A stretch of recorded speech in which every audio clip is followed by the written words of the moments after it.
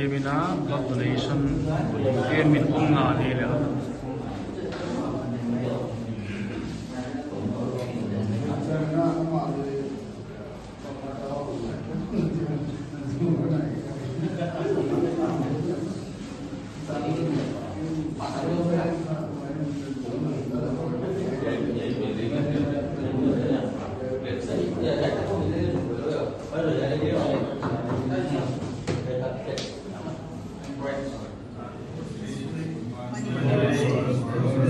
Today, on 1st October 2025, National Voluntary Blood Donors Day, do hereby pledge to donate my blood regularly. Blood donation day chene ke san se tunina this hospital blood bank te ke thoina YBL leng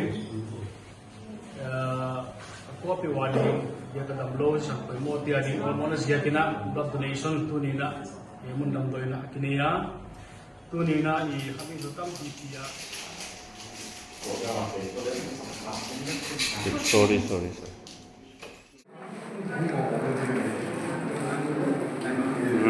Felte.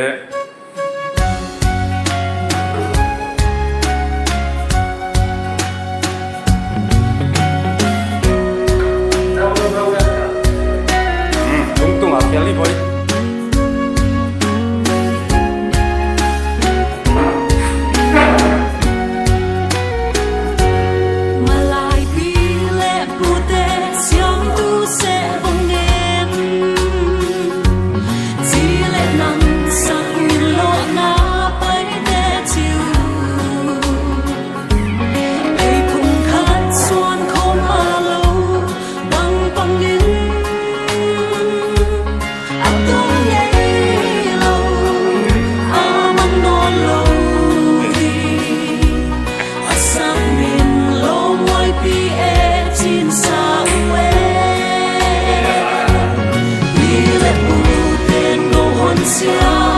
Inam mi